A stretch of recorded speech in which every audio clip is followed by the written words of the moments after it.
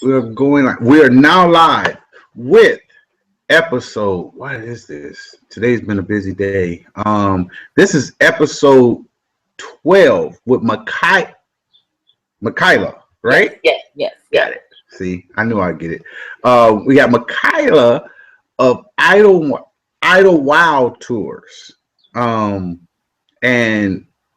I'm excited for this, and I'm gonna tell you because I had no clue. I thought this was just a movie. I don't, and I don't even know if those two go together. But to me, I think it do. So it's always what you think. But we're gonna talk about these historical tours in Idlewild, Michigan, and we have the founder of um, of Idlewild Tours here to talk about what it is they do, why they do it, how did they get started, and just general Black business talk. One of the things that we like to do at Black Folk Hotspots, number one, is we like to put the spotlight on Black business owners because we believe that the more we know about each other, the better it's going to be as far as exposure and supporting one another. But this is really interesting because it's so many different things that I even know about. And honestly, I'm from Gary, Indiana, and I didn't even know this existed, honestly, until you created the profile. So that's even more exciting for me in general, because you're not even that far. So, but I just wonder how many other people, and I always tell people, if I don't know about your business, we got over 2,100 Black business owners on Black Folk Hotspots. And if I don't know about your business, if I don't know about your events, or we don't as a network, then how many other people don't know about your business and your events? The other thing was, is people, we will complain about the lack of support, and but they don't realize that a lot of times people just don't know. They will probably support it if they knew about it, and that to me is very, very important, and what we do on the day in, day out. Now, housekeeping real quick. If you're a Black business owner, please go create a profile that you can see right there on the screen right there, blackfolkhotspots.com, blackfolkhotspots.com. And what we're going to do is then you'll be a part of our network. And what we do is we'll introduce you to our network and put you in a rotation. If you have products and services that you want to get more exposure from, you can become a premium member. We work on a freemium type system, which means that it doesn't cost anything to create a profile. It doesn't cost anything for us to share and put you out there in the internet, as George Bush would say. But obviously for the extra on the premium side, it's if you have events, we put it into our rotation and we send it out. We get it out over and over and over again. And it doesn't even cost that much.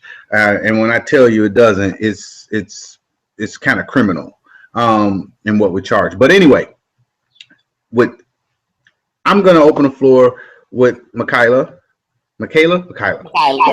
I'm going to get this right. I'm going to keep this right. But anyway, we got her online, and I'm going to let her, talk about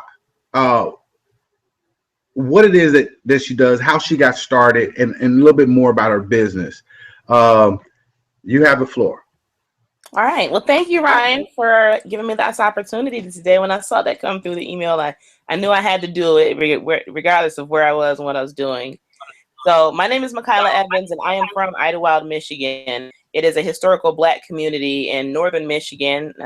Michigan is related to pull our map out here. It's in northeast Michigan, northwest Michigan. It's about an hour east of the Lake Michigan and Ludington, Michigan, hour south of Traverse City, Michigan, and an hour north of Grand Rapids, Michigan. And in this little hub is started in 1912, a Black community where Black folks could resort and buy property in the height of the Jim Crow era, where segregation and everything in the country was even more crazier than it is now.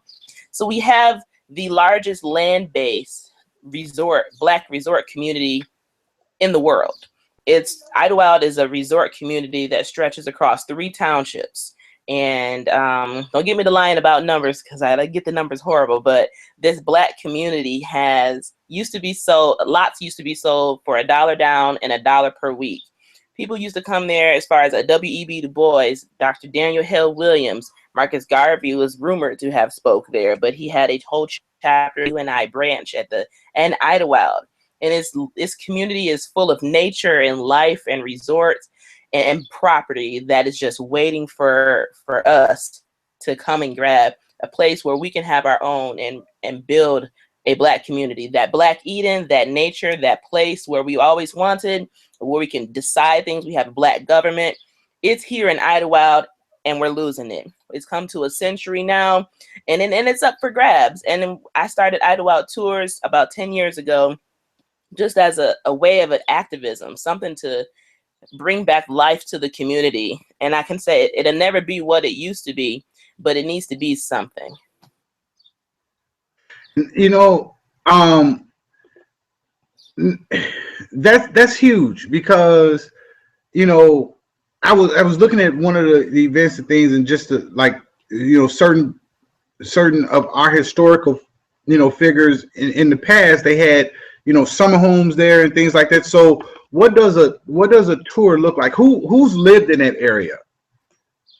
So who lived in the area? I'll start with the first pioneer resident, Dr. Daniel Hill Williams, who was the first successful open heart surgeon in the world. Successful open heart surgeon. He sold property to Madam C.J. Walker, who her daughters built the home there. And who else has lived in the community? Singers who retired and come and live into the community. So Louis Armstrong has a home in Idlewild. And we find different entertainers who have come from here and there. They got their start in Idlewild, just like the movie Idlewild, but that was more credited to Georgia, but it's our history there. And if you come to Idlewild, you'll see some of the resemblance, like the Red Rooster with the rooster and a lot of different things. There's a lot of famous people who lived in Idlewild, but it's more about who's who in Idlewild and who's not who. Everybody is somebody in Idlewild, because it's the people who take their time and work just like us, entrepreneurs. And it's entrepreneurism what started Idlewild and what built the community of Idlewild, the development, the subdivisions, the land plats. It was buying and selling amongst ourselves, which built the community. And when we lost that, we lost Idlewild. Now, so how long have you been doing these tours? Now, before you go there, is that where you're from? Were you born and raised there? I wasn't born and raised. I was born in Jackson, Michigan. Okay. But my great grandmother has been in the community since 1921. And my grandmother my whole family had property there. So when my grandmother passed away, she left us her home and we moved up there. And we moved from the city, and it was life-changing to go from something so crowded, neighbors right next to you, to your nearest neighbor being 5 miles away. It's country. And so I started in 2005. We moved up there in 1995, and I was in 5th grade. And we, just as a kid, roaming the country, being able to ride your bike all the time without traffic and violence, it was amazing. But I remember being a kid, riding my bike around with my friend Erica, and we're saying, what is this community? There's abandoned houses, there's blight, there's these places. And we're like, what is this? There's nothing for us to do around here. And upon realizing the history of our community is when we started exploring it a little differently. It was like, wow, this used to be a nightclub. This used to be a brothel. This used to be a school. This was a school where Black kids went to before integration hit. And realizing that this is a Black community, not a Black community where Blacks were forced to live in as a ghetto. It's a Black community that was developed with intent and purpose for the upliftment of our people. I knew that I had to do something. So in 2005, without a plan, without anything, I took my last $10 and went and got a doing business as registration. And I've been slowly building it up over 10 years. I went back to school and I got my bachelor's in sociology and community studies, wrote every paper I could on Idlewild. and went on for my master's in school society violence. And I'm now working on my PhD in educational studies, using Idlewild as that platform to teach people about the informal practices of education and land property and capital, and being able to build something as ourselves as entrepreneurs and Black people. See, that's like incredible. Not only that, but you're like a smart person. You're like, no, see, and I say that not to be funny, and I'm glad you took it as a joke, because people are like, what? I've always, me personally, me in school, I did well when I wanted to do well, and it was like, hey, I looked at it as, okay, the stepping stones. I mean, a lot of my friends now are working on PhDs or had gotten their PhDs, and I'm like, you know what? I'm glad I got you guys around me, because you guys make me look smarter. But I'm like Henry Ford in that aspect. Henry Ford told people, look, when they had him on trial, and a lot of people don't notice that he was on trial because they said he was too ignorant and too stupid to run a company, and they had him on trial, and they put up this hotshot attorney against him. This was in Chicago, and they said that this hotshot attorney, young guy, he was asking him all these questions, trying to prove his intelligence level, right? And Henry Ford said, young man, I don't claim to have all the knowledge that you have. I don't know all the world events and all the history of this and that. He said, but I have a button on my desk that I can push, and I can have any answer to your question in less than 15 seconds. So in other words, I surround myself with smart people. Exactly. Because and it's funny because Henry Ford had started was working for a company. They said, and they fired him and said he was the dumbest engineer that they've ever hired. And I'm looking at Ford Motor Company to this day, and I'm like, yeah, I wonder what they're thinking now. Exactly. And that's what I like to do that's what I like to promote is community education, as I like to call it, and whatever they call it in a traditional sense. If you Google it now, that's not the kind of community education I'm into. I'm defining my own community education by the community, of the community, for the community. If we don't take control of our own history, of our own communities, of our own politics, well, then what do we have? We don't have our own culture, and we'll be swept up in somebody else's plan, and it's like a game of chess. It's like you can be a pawn or you can be a queen, but you have to control your own strategic moves. And that's what I like to do. It's not about the formal education side of things. It's what other institutions can we learn from? Like part of my business talked about the Idlewild Public Library, and our library closed down. That's a historic Black library. We don't see, our libraries are closing all around us. That's free public knowledge, and you close a historic Black library. That's ridiculous. It's like, are you trying to kill our history even more than it already is? Absolutely. And it's funny you said too, because I was watching something on TV, and I don't know exactly what was it? It was a debate, not a debate, but a conversation between some Black scholars, and they were really talking about, I think they both were professors at I don't know what this was, and professors into college professors of African American history and this, that, and the other, and they were talking about how you can it's not the information that you can get when you Google, but inside these libraries, inside the databases, and they were talking about the different things, and it says some of these places, the information is still in boxes. So that's what it was. It was an author, and she was doing something. I think she was maybe working on her PhD or something, and she had hit up Fisk, and she hit up Spelman, and she hit up a couple of colleges. She was like, well, let me check with these black schools, and I think it was Fisk that said, yeah, we have some of the information, but we haven't cataloged it yet. or something like that. So it was still in boxes, and they said, we'll send it to you. And it turns out that, you know, she was able to go through this stuff and get some things together, and Fisk ended up, you know, I guess they, you know, working hand in hand to help her get her PhD in exchange for her doing, you know, this work. I mean, I'm sure that you know how that works in the those more little academic favors. Yeah, I mean, I'm, you know, I was like, wow, that's pretty interesting. I mean, I know how I felt when I heard that, you know, this Gates Millennium scholarship. I was like, what? Really? I mean, that's like the greatest scholarship of all time, you know. But where, you know, he's paying for everything all the way until you stop wanting to study. And I'm like, wow, that's pretty interesting. But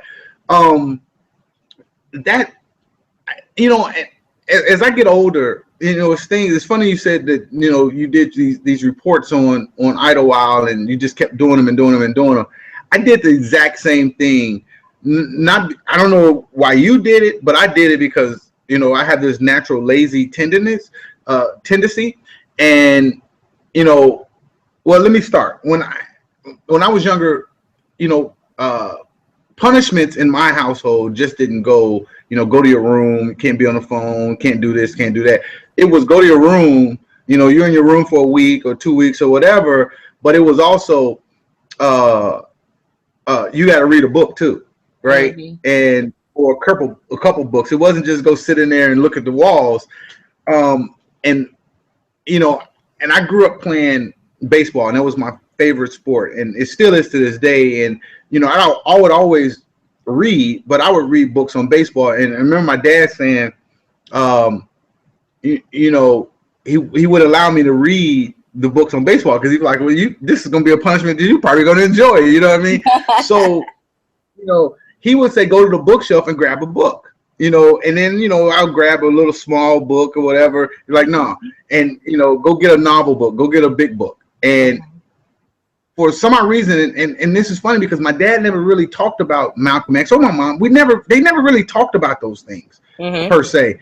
But it was there, and I grabbed this Malcolm X book, and this might have been 7th or 8th grade, and I started reading it, and I was like, wow, like really, like wow. And you know, there was the you know, the book that he wrote, the autobiography, you know, as told to Alex Haley. And so I ended up doing a book report, I know, in 8th grade. You know, I had to do the report for my parents, but I also did it for school. Then I did it in 9th grade, same person, 10th grade, same person, 11th grade, same person, 12th grade. You know, I did this, but I read the book each one of those years again, or the Cliff Notes version. But I did that report for 5 years in a row. Not only that, but then I went to the Air Force. And then I came out of the Air Force, and I did the same thing when I was in college. And each year it was different. It was different, but I was learning something each time. And so, you know, I became like this Malcolm X guy. Like, you know, I understood him. I got it. And what it told me was, it doesn't matter where you start. It matters where you end. And I don't care if you hated Malcolm X, or, you know, people, you know, I'm a Martin Luther King person and this, that, and the other, or he was for violence. And nowhere in anything I've ever read did he do anything violent. Right. You can't even tell me a time when I remember him saying or doing was, if you touch me, I'm gonna touch you. Yep. You put your hands on me, I'm gonna put my hands on you. And I'm gonna get my freedom by any means necessary. You know, and with the Nation of Islam, it was, you know, it was more about, you know, the unity and the, you know, the education and getting black people, you know, black males specifically, off the streets, out of jails, and this, that, and the other, you know. And even to this day, you know, there's very seldom that you see on the news that some black, you know, person that was in Nation of Islam just robbed a bank. Right. They have morals and values. My sister and niece belong to the Nation, and even though my niece, I have my niece with me now, and she's completely covered in her everything, and everyone says she's so well mannered, she's so this. I'm like, yeah, she was raised correctly. She was raised with morals and values. Yes, and Which always there's different go ahead. I'm religions sorry. and everything that have all of that, but yes, I respect the nation and everything they do for the Black community, and if we had more organizations as such that instilled those values in our children these days, that's what's missing in our society, because they're not getting it from the schools, and they're not getting our history from the schools, and our schools are trying to prepare these kids to go and work for somebody else that's gonna shaft them and cut their union off or send their company overseas. And what kind of loyalty can I give to a company that's going to send my job overseas so they can save a few dollars and pennies here and there, and not paying any taxes to the community that's providing dollars for the schools that's even educating kids? We got to take control of our own economic fate and our own communities. And I love what you're doing with Black Folks Hotspots. That's true economic entrepreneurism at its best. Yeah, I kind of call it social capitalism. I love it. I have been thinking of another word, because I'm like, capitalism is what created Idlewild, and it's probably what killed Idlewild. Although a lot of people say integration has killed Idlewild, I wanna challenge that, because yeah, Black folks were up in Idlewild up until 1960s, and integration came, and they could go anywhere in the world. And people say now that Black folks could go anywhere in the world, they started going Los Angeles and Vegas and everywhere else performing. And they stopped coming to Idlewild. They stopped buying property there. And I don't think that's what killed Idlewild. I think capitalism built it and capitalism kills it. But I wonder, could capitalism save Idlewild? I think it can too. And I just had a thought. And how many residents? What's the population of Idlewild? So Idlewild has a 500 or so year-round population. However, in the summertime, that population about triples to about 2,500. And it's usually summer residents who are coming back to Idlewild to open their cabins, and they're there all summer. So we could gain 2,000 people for the summer every summer. Idlewild's not that dead. Right. And 2,000 people in the community though. And then okay, so how far from Detroit are you guys? From Detroit, we're about 3.5 hours. Okay, and you said about an hour from Grand Rapids? Hour north of Grand Rapids. Yep. So from you, I think it would be maybe 6 hours. Okay, so are you guys close to like the Canadian border? Nope. We are close to Lake Michigan. Off of by Muskegon and Ludington's border. Over. So this is Detroit over here. This is Michigan's border. We're over here. North. You said northeast, right? Okay. Yep. See, that's interesting, because I'm wondering. I always tell people love comedy, and I wonder if you hadn't thought about it, but putting together a comedy show maybe in the summertime or whatever, and it brings more people, because everything starts with eyeballs, because I've been asking people from Michigan ever since you guys created a profile. I'm like, this is crazy. Hey, do you guys know about Idlewild? And they were like, yeah. And I'm like, because maybe it's something needs to be done, because that's and I said it because as I've gotten older, and I think that's why I went off on the Malcolm X thing, I started looking at history a little bit differently, and and even just seeing certain things, like for instance, I'm being from Gary, we're next door neighbors to Chicago. It takes me 30 minutes to be downtown Chicago from my doorstep, right? And even though I don't live in Gary anymore, it's just one of those cities. It's just like Detroit, it's just like it was once the greatest thing since sliced bread, and now you might be the sliced bread. But anyway, when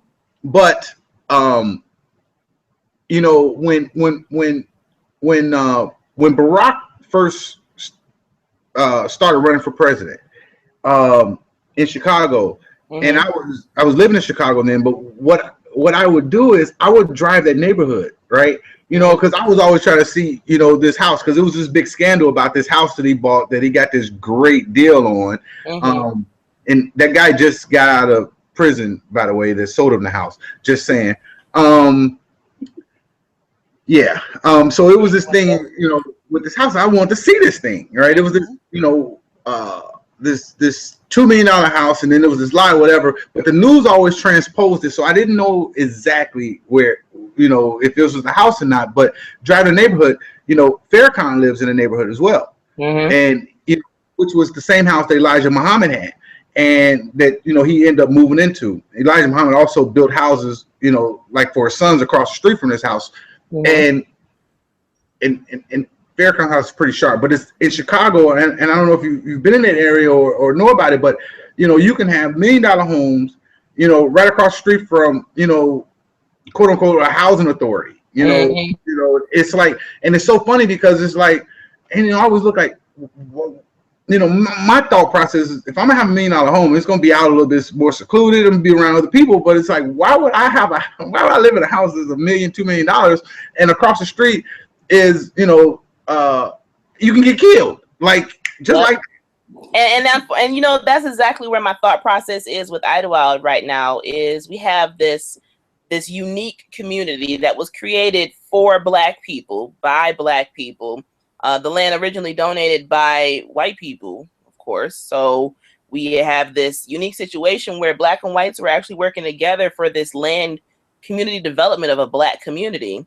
And what we have is, it was created by the affluence, the people who had the money, doctors and lawyers and all these big people, the formerly educated people. But what we failed to invest in is our lowest educated people, our lowest income people, our own poor Black people. And when we fail to invest in our own poor Black people, because we're so worried about the economic differences of rich and poor, and the class differences, and the behavior differences of the people who behave in those ways, we're shutting out the potential for social mobility. We're shutting out the potential for economic growth. We're shutting out the development and the vote and voice of our own people in our own communities. And how dare we? How can we do that to our own people?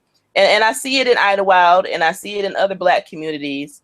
And even though I'm an entrepreneur, and I love what you said about social capitalism, I was like, is there a way where we could take capitalism and make it Black capitalism, that where we take care of our own people? Because I felt like if I practice capitalism responsibly, because we're in a capitalistic world, maybe we could save our Black communities. We can, and although if you look back, to back in the early 1900s, and Marcus Garvey, and what he was trying to do, and he was being like uppercutted by Booker T. Washington, who he admired, and W. Du Bois, who he actually admired as well, because they were like, you're not from here. Yeah. Who is this guy from the islands that coming here and trying to tell us how we need to think, when his message was pretty much the same message that they all were speaking. And that it's is my foundation that I stand on, is Du Bois, Washington, and Garvey. That is my foundation. They spoke. And you look 100 years later, now we're doing the same thing. If you look at, you just take the, I'll be honest, I don't practice a religion. I mean, as a child, I had to go to church. It was a Baptist or Catholic or this, that, and the other. And something funny, I remember my cousins, when I first went to Atlanta, was talking about this Farrakhan dude, right? And I'm like, Islam, I don't know, even though I had did the Malcolm X thing, it was just something about it, and it was something totally, I just like, no, that dude, whatever. But it was what I had heard. It was, and one of my cousins made me go, more like an uncle, basically, made me go to a Savior's Day, and I got to hear, and he was like, dude, I bought the ticket, you're going, right? And I got to hear Farrakhan talk that day, and I was like, whoa, this dude is incredible. But one of the things that I believe in, and I also have 15 years of corporate sales experience, right? And and even in management, I have, some management experience, and, I've managed teams and this, that, and the other. And one of the things that I always focus on, and why my teams always did so much better than everybody else's team, against all odds, I always say, because I was the that black dude. I was, that didn't do things quite like everybody else. I was like, one of these kids is doing his own thing. That was me, right? It was like, but, I'm a huge proponent of taking everything you learn and putting it into this situation. If I took all the things that I've learned through life and I put them into Black folk hotspots, and that was the whole gist, and that's why it does so much better than all these other sites. There are no other sites that do what we do, that get as much traffic as we do, that has an audience as big as we do. I don't care what people say on their blogs or their About Me sections. Oh, we get millions of hits. Bullshit. And I'll be honest. Right. No, you don't, because I check numbers, because I'm, not that I'm in competition, but I do like to stay abreast of what people around me are doing. And I tell people, it's a business. You got to check your competition. It is. I don't hate you because we're competitors. Hell, I played baseball growing up, and when we get on this field, it's me. It's either our team or your team, right? And we're gonna try to beat the living dog crap out of you. But after that, we're gonna shake hands and we're gonna go have, we're gonna go hang out and we're gonna have a beer or whatever it may be. A beer since I beat you. Yeah, but I and it's like, if I see, there was times when we were first starting, and it would be people who I had, basically put a bullseye on their back, because I was chasing them. In order to chase them, it grew us, and I would just focus. I remember the day when we passed them as far as traffic goes, in our numbers, and I was like, ha, got him another one. And I just check them off the list, bam, bam, bam, bam, bam, bam, bam, and I say all that to say was, as a manager, I remember one of my vice presidents when I was in financial services. He came to me and he's like, "Man, you're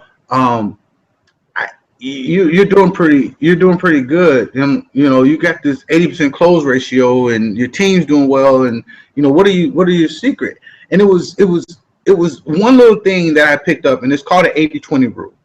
And we all hear the 80-20 rule, but we don't put the 80-20 rule into effect. And if you put it into effect into a lot of things, you'll realize it's that principle is pretty much dead on. It could be 75-25 or 60-40 or 90-10 or 85-15, but in the grand scheme of things, it works. So what I do is I look at, and I was in financial services. So here's another financial services thing. A 401k plan. I tell people, the reason why you have a 401k plan at your job is because those executives at the top can't have their 401k plan unless they offer it to you. Yep. Because it can't be top heavy. So you can't have, the top 20% with more money, than the bottom 80.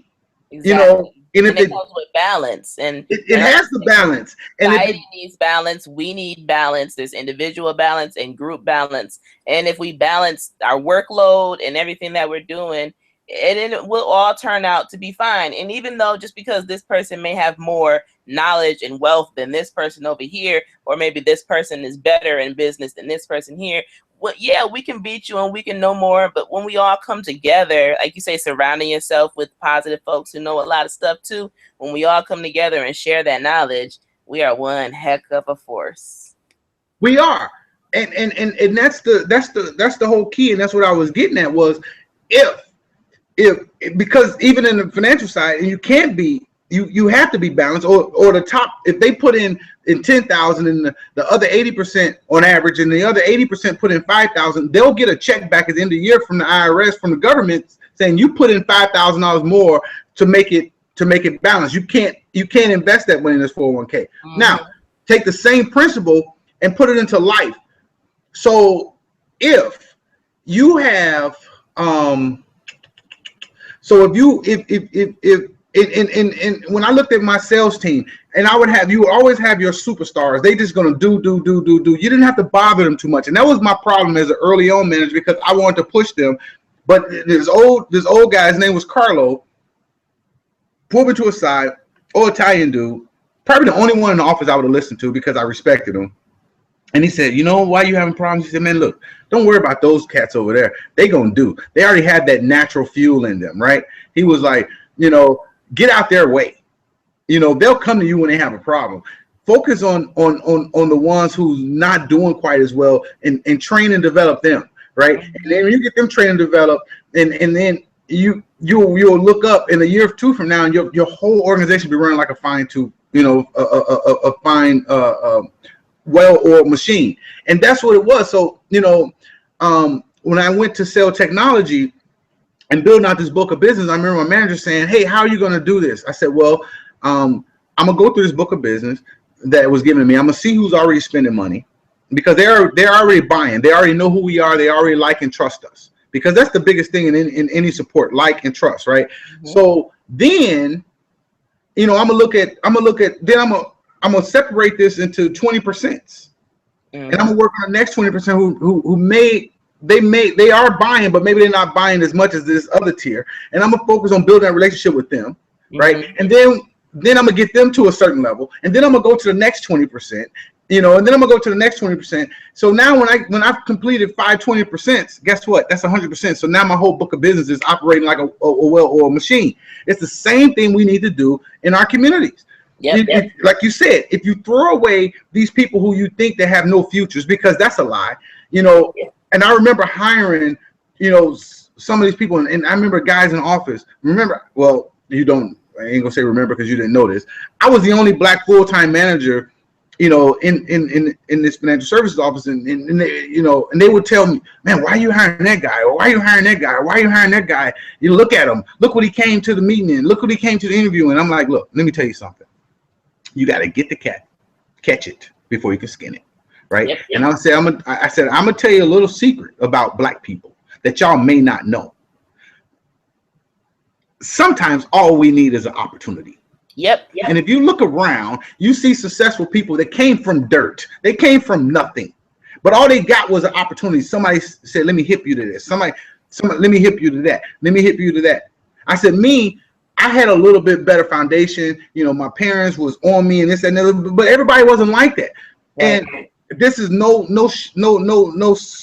shot against, some other people in my family that, I was born and raised in the projects. My mom just happened to meet a guy who got us up out of there. Right. Yeah. But I had cousins that, when we're talking about 1, 2, 3 generations in the projects. Right. Yeah. And I had cousins, and they was cool. My favorite cousins, by the way, the most fun cousins. But they were there, and they would get into a little trouble here and there, and this, that, and the other, right? But it was the nature of their surroundings. Right. They moved. They moved to another city in the United States. Right. Mm-hmm. They didn't live in the projects anymore. No. And they all are doing excellent. Yeah, I'll be sitting there like, oh, keep going, rooting them. I'm like, wow, you know what I mean? And I had products of our environment. And here in Idlewild, we have this unique opportunity to create our environment. And a lot of people are complaining that it was started by affluence. Okay, and it's in a poorest county in Michigan, and it's in a black community, so it's in the poorest place in Michigan. How can we have this stark difference of black affluence and poverty in the same radius? And nothing, and they're not even working and doing nothing. We're killing ourselves. There's so much that can be done about that. And with Idlewild, I'll tell you this, Ryan. We have part of the social mission of Idlewild Tours. I don't just give tours and show people where this doctor lived and this lawyer lived, and that they have this wonderful life here in this black community. I give tours and I talk about the economic capital of the community. I talk about globalization. I talk about localization. I talk about nature. I talk about our natural resources that we have in Idlewild that we don't need. We can create an entire different economic system. We have an underground spring. Up until recently, we didn't even pay water bills in Idlewild because everybody has their own septic tank and everybody has their own well. We have a natural underground spring that is underground. The same water that companies are bottling and selling and making millions of, everybody gets naturally in their water. I know you watch the news, so you've seen how Detroit residents had the water crisis. that would never happen in Idlewild because it's 156 lakes and 46 rivers and streams. Everybody can just walk down to the river. We got pumps. It's so country. But the thought of not having a water bill, always having access to a basic human right like water, makes you think, well, what other rights don't we have access to in certain urban areas that have been restricted through this domination of us just being in certain places? When if we can just uproot ourselves and move to a place and root ourselves to a community, to something that was built for us, by us, with us, then we can really change not only ourselves, but the lives of each other. And it doesn't matter about this person has money and that person has money. It's about what can we do together.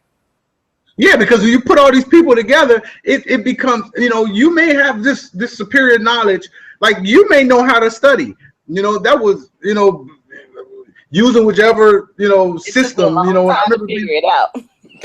I remember being in college and they were, you know, they were teaching us, you know, I took this class on how to study, right? And it was using the University of Michigan study parameters. And I'm like, you know, reading, you know, first couple sentences of a paragraph, reading the bottom, you know, the last two, and then outlining it in the books, and then going, I'm like, okay, I get it. But once you're around people, you pick up things. Sometimes, you know, I call it picking up things by osmosis. Just by being around, you're going to hear things, you know.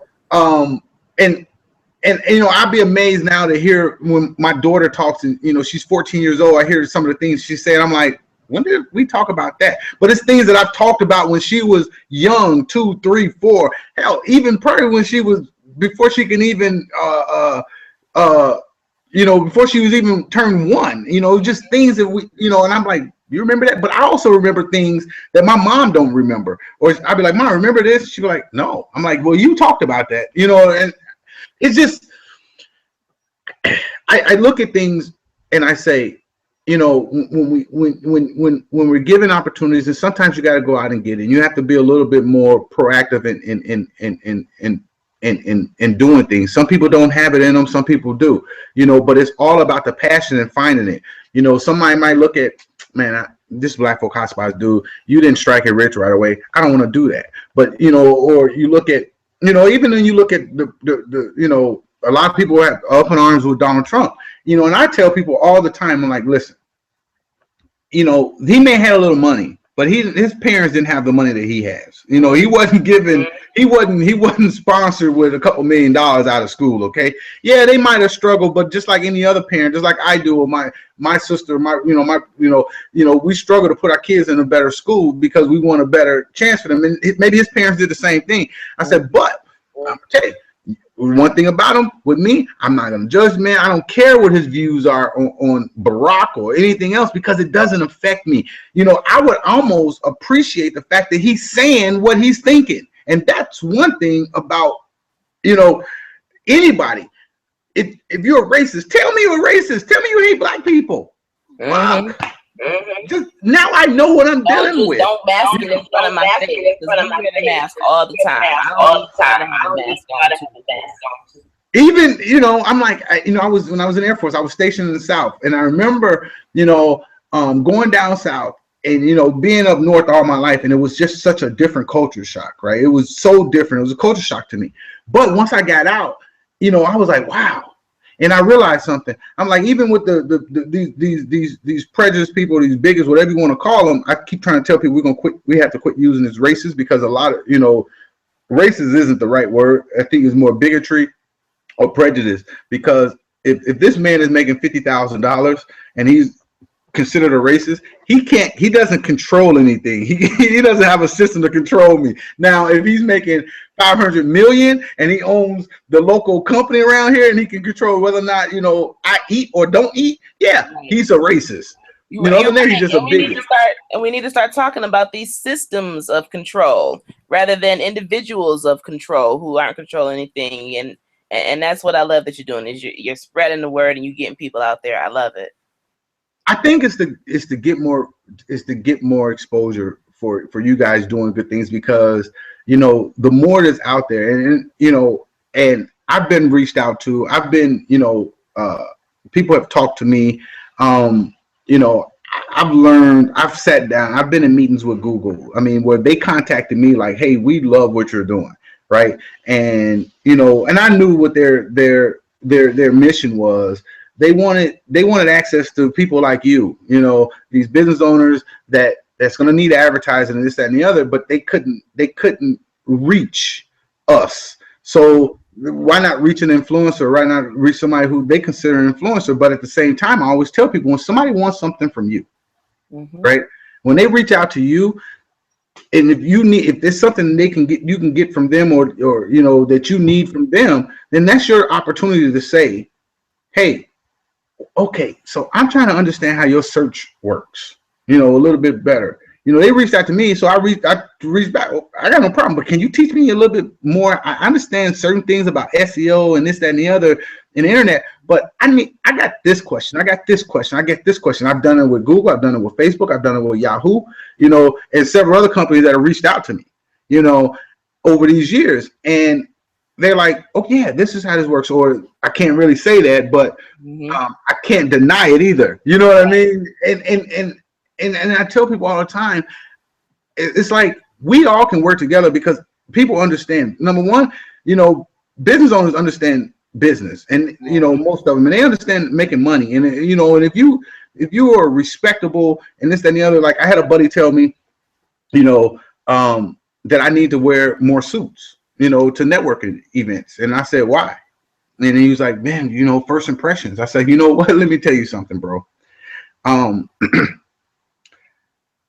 Your first impression and my first impression are different things. And I'm so sick of people putting I said, the reason why I don't wear suits is because people put that thing. I was that person, like I said earlier. One of these people was doing his own thing. That was me. Yep. Because if I walk into a networking set and everybody has on a suit, and I chose not to wear one that day, and I chose to wear a Support Black Business shirt and a baseball hat and some gym shoes and some jeans, right? I watch the way I'm a people watcher, so I watch the way people judge me, and I'm gonna tell the story, and then I'm gonna let you get the last words when we wrap up. I went to the networking set in Chicago, and me and these two ladies, we got to the door at the same exact time. They were sharply dressed or whatever, and we got to the same door to the point where I can open the door and let them through. And then we had to walk through this long hallway, right? And we walked through this long hallway, and I'm gonna tell you, I got on jeans, I got on a baseball hat. It probably was a sports team on it. I'm thinking back then, and I think I had on. I don't think I had a polo. It might have been a polo. It might have been something, but I wasn't in a suit or anything. And I was the featured guest that night, right? And no, I tell you what, I had on a sweater, an Argyle sweater, I think. But I was the guest. We walked down this long hall, probably about 100 feet or so, and maybe 150, and not once they look over and say hi. And I realized that we were going to the same place because it was in a hotel, and we were going to the same place. Never said anything to me, and I could have said something to them, but I was just gonna see. And as soon as we walked through the door, and then we walked in the other door to the networking event, and as soon as I walked in, the host was like, "We got Ryan Hodge from Black Folk Hotspots in the house, y'all. One of our featured guests." And they look like, "Yep, like who is this?" And that's what I tell people: you don't know who you're talking to. I know rich white people, I know rich Black people, and all different types. And I always tell people you should read, The Millionaire Next Door. Those books are important. You should. I used to work in a casino. I've seen money. I've seen people with tall dollars, and they don't look like what you would expect. No. It absolutely not. I said it's us, because I tell people when I get a shitload of money, I'm gonna tell you I'm going out and buying Maserati and 2 platinum chains. And I'm gonna do that because I know that our people, we have to see, that we have to see that we're wearing the success, right? Instead of saying I could talk to this dude. This dude got some hell of a lot of knowledge. He know what the hell he's talking about, right? I've had people. I just one of our members. I just not that I'm not a big credit person, but I had the opportunity again to interview Tyrese. I don't like doing that shit, right? I like building a network. I like, doing the back end of the stuff. I like to go find people who can do certain things and they do it better and get it done, right? Yeah. I like to look at people's other writing. Like my girl be like, well, how come you don't write more? How come you don't blog more? I said, you know what? I find somebody else to fill that niche. And so I hit up one of the people, hit up two of them, say, hey, you know what? I got this interview with Tyrese. Would you like to interview Tyrese? And what she's like, are you freaking kidding me? Yes, right. And both of them agreed. But a couple years ago, I did the same thing, and the same person. It was a person I knew was trying to get a blog and stuff off the ground. She was into the music and the independent, the indies, she was trying to get exposure, more views, and this, that, and the other. I'm like, this would be a perfect opportunity. And she's a really good writer, right? Mm-hmm. And so I'm like, she would like this. So I hit her up, say, hey, got an interview with Tyrese. Would you like to do it? And he said, here's the thing. This is all I ask. You could put once you do the interview, you got to write it up in a blog post. However you see fit. I don't have no rules for that. The only rule I have is you post it to Black Folk Hotspots too. Right? You can get your credit. You can get all the views on your site, and also give it to us and let us do what we're gonna do. And she said to me, nah, pass. I don't want you to be able to say you helped me. Yeah, that's my look. Yeah. Well, let me tell you what I'm trying to do with my real call. I look for some help. I've been developing this for 10 years, and it's slow but surely. And I'm still in school, so I am moving at a little slower pace intentionally. But I got about 2 years before I get my PhD, and then I could do a lot more. But I'm building it up, and I'm getting it bigger where I want to be. And it might be connected to my dissertation. It might not be. I don't know. But right now, what I'm trying to do in Idlewild is get Black businesses to come up there, establish businesses. No matter how big, how small, you're a Black business. Come up there. We need an economic infrastructure. We need our industry. We need jobs for the people. We need to buy property, and we need to establish that land capital, the financial capital, the human capital, our academic capital, and our social capital. We need to establish our Black capital for our Black people in Idlewild, Michigan. We need to establish that voting rights. People say your vote doesn't count. When we have 500 people in the township and only 285 people vote, and we're losing library millages by 10 votes, your vote counts. And it's so easy. Property is for sale right now in Idlewild, Michigan. It's the poorest county in Michigan, and it's the Black community. The government in Idlewild recently has relinquished all of their taxable property and lots to the state of Michigan over some corruption issues, and lack of intelligence in some things. So I can honestly say you could probably buy property in Idlewild for about $400 to $500 land, enough lots to build on with your trees as capital, and you can buy land. And I am encouraging all Black people, contact me. I have a list. There's a land bank. There's a tax auction August 21st. I'm buying my property. I've got great locations. Contact me. My business helps people find property in Idlewild, locate that property, figure out, put together. We could establish an entire community. There's land for sale, and if we don't get it, the real estate companies can get the land, and they'll jack it up by 250% at least. Lots are $50 each. You need 4 lots to build a 10,000 square feet. Let's get this. We could be our own real estate entrepreneurs. And if we get land, we can do anything. We can put Black businesses. We can build Black housing. We can put low-income structures on there for housing for people. We can build jobs. Everything that is needed for sustainability. We can have farms to grow our own food. We can have schools, informal schools. We can even restore the library. We can just live. Idlewild is there for that kind of purpose, and it's coming, and we're losing it. So if anyone is interested, it's more than just tourism. I tour for the intent and purpose to develop the community, to build the community, to educate the youth. I'm even working with the schools, educating the youth on where we are and what we have. Why do we even need a separate Black community? Is people think racism doesn't exist, and it's not about racism. Idlewild's never been about racism. It's about living sustainably, cherishing what we have, celebrating our culture, and living in this society, controlling what we have and our own freedoms and destinies. So Wow. I encourage everybody. I'm building idlewildtours.com out. My business is Historical Idlewild Tours and Services, LLC.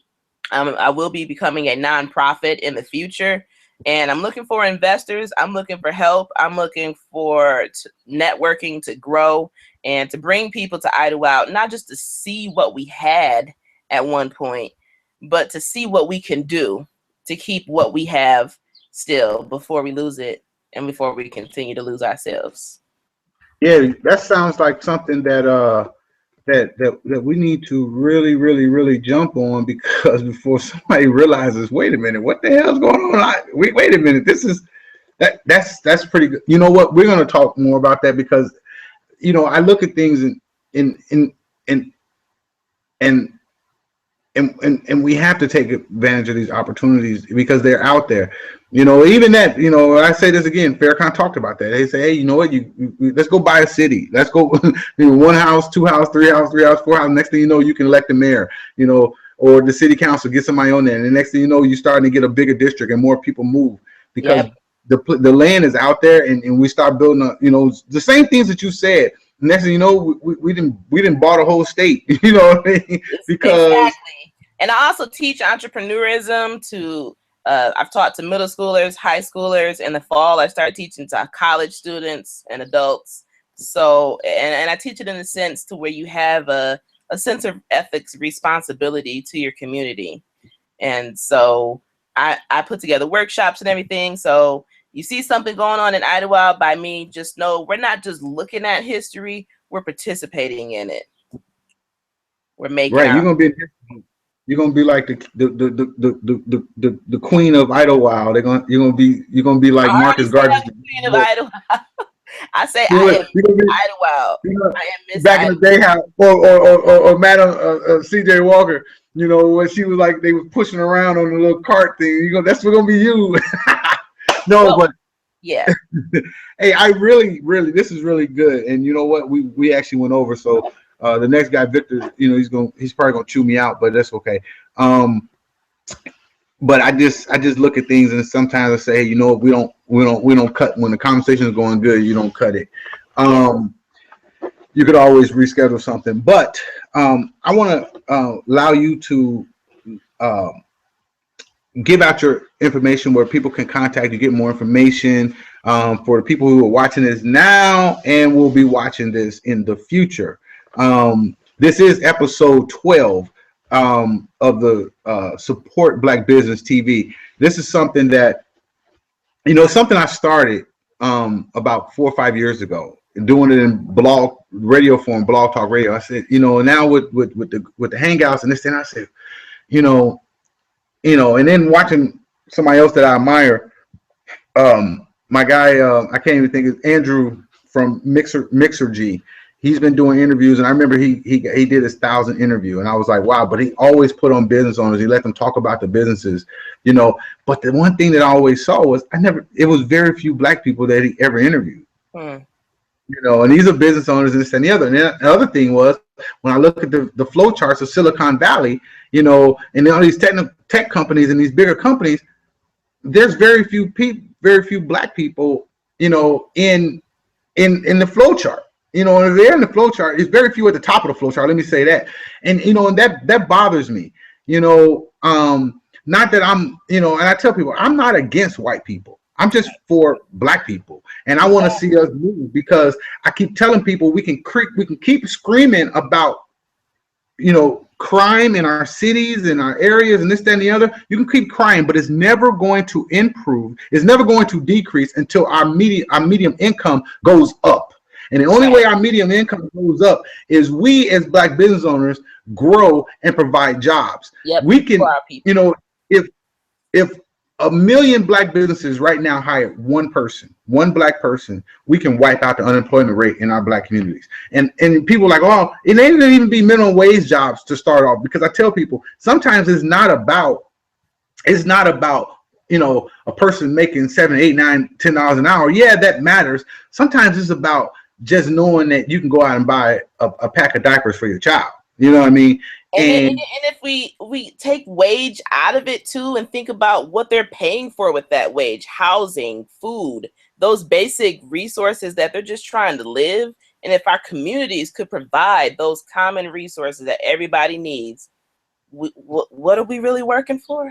Yeah, it's really, that's what I say when I say social capitalism, it's there. And I try to tell people, look, you as a business owner, your objective is to grow.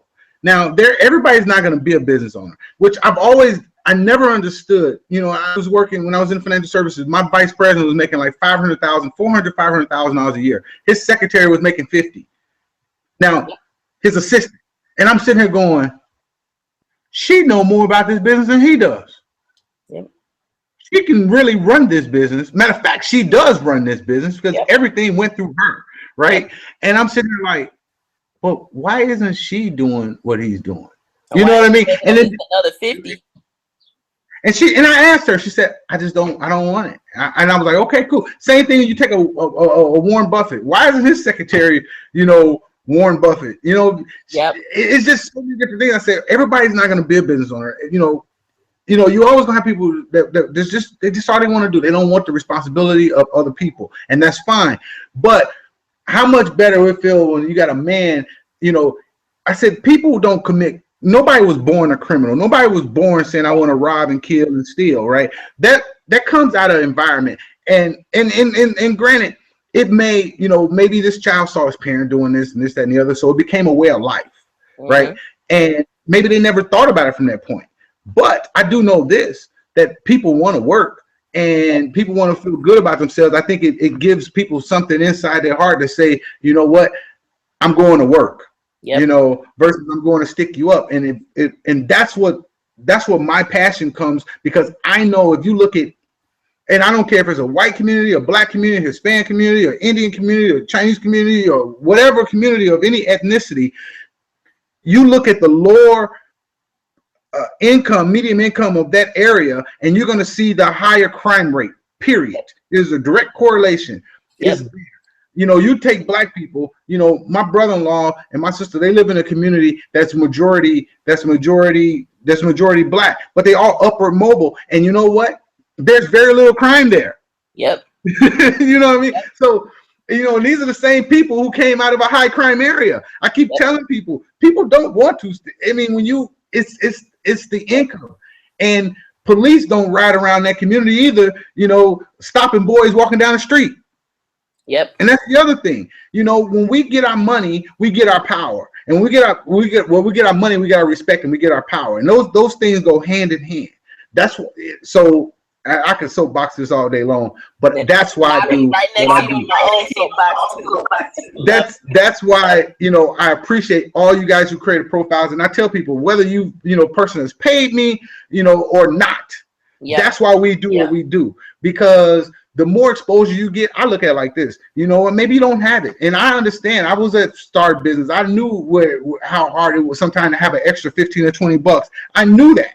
Right. And I'm like, oh man, I want to buy this product, and this book is only $10, but I don't have it. I understood that. And so I'm like, if I can help you just a little bit, you know, get something, and you haven't paid anything, well, what? Or I can work with you. I know I got my little subscription, and I was like, look, I'm a PhD college student. I'm broke. I was like, my bank account is in the negative right now. But even on my Facebook right now, I was like, I got a negative bank account.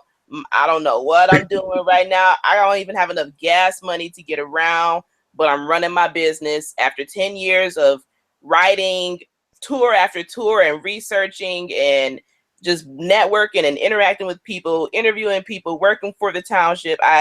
I'm doing it, whether I've got the money to do it or not. And people are like, you're crazy. You can't do this. I'm like, no, look, this is my dream. And after 10 years, I may not be all the way ready, but my glass is still half full, even though there's that negative that's always going to come at me.